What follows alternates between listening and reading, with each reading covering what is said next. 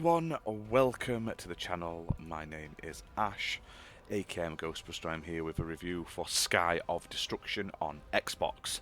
Now this released on the 5th of the 9th 2025, developed by Satyr Entertainment, and it's published by Sometimes You, and they were kind enough to send me a copy for this video review, so huge thank you to them for that. Now, this game is playable on Xbox, but there's two versions of it. There's an Xbox One version and a Series X and S version. They're both separate, both basically the same game, just one runs only on Series X and S, whereas the other one will run on both consoles. The Series X and S version obviously is optimized, so it runs a bit better, but the content and everything is exactly the same. The only benefit of buying both is you're going to get two lots of 1000G, which is always nice. Now, before you listen to what I say about the game, you can also jump on to the Xbox store and download a free trial of the game. Give it a go yourself, see what you think of it, because you're going to know whether you like it or not from that, more than me telling you whether it's good or bad. Now, this is a sci-fi sort of top-down 3D shooter game, which sort of mixes top-down shooter and twin-stick shooter mechanics. Now, the game is pretty much endless, and it's one of those games you can keep going back to. It's a bit of a mixed bag. Like, the core gameplay is pretty fun. The shooting mechanics are decent, the upgrading mechanics are decent. You have a system that reminds me of like Silent Hill and Resident Evil sort of inventories, where you have to sort of fit your ship upgrades as such, your items, your pieces for your ship, in a certain amount of squares, so it means you have to sort of manage what you've got, which I thought was quite good. I will say though, the tutorial is awful. It's one of the worst things I've ever played.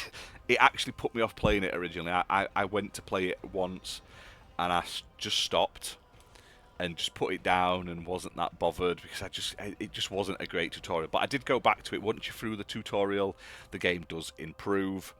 Now, this isn't a brand new game. It has been out a while on PC. So you're not expecting like AAA graphics. You are basically a little ship flying around. Story-wise, you're killing the bad guys. There's not a lot to it. It's very much one of those sci-fi shmup, shoot-em-up, top-down shooter sort of gameplays where there's not really much narrative other than beat the bad guy. That being said, like I say, there is a variety of different enemies that you'll take on. You'll blow up. You'll obviously get better ships as you progress, which is always nice. There's different kinds of ships you can get. I think there was about 6 or 7 different ship types, and you basically have a hangar and you have to sort of manage all your ships. Depending on what you put in them, depends on, like, they can increase their armor, speed, health regeneration, respawns, like limit and stuff like that. There's different types of weapons you can attach, from rockets to machine guns and stuff like that. So it's a lot of sort of playing around, finding the right setup and stuff like that to find the perfect sort of ship for you and the sort of team for you. It's a bit brown. Like, a lot of the levels are very, it's like all the enemies are very similar ships to your own. However, there's a lot of rocks and sort of brown and grey colouring, which is the only downside. Like I say, the levels aren't particularly memorable or unique. They're just generic in sci-fi-ness. But the game itself is fun. Like, you pick different missions. There's different ways to complete missions, which is nice.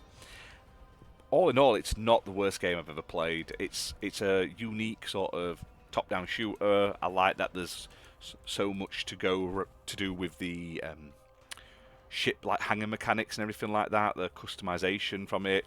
There are like destructible buildings and stuff you'll find in the missions as well, which is cool.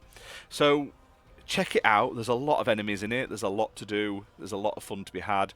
You've just got to sort of put up with some of the niggling issues and obviously get through that slog of a tutorial at the beginning. But like I say, if you're an achievement hunter, you're looking at 5-6 hours to get the full completion.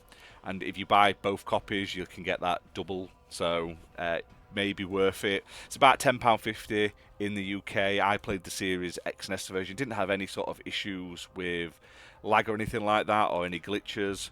So all in all, quite a fun little game. So anyway guys, hit that like button, hit subscribe, and I'll see you soon for more gaming content. Thanks for watching.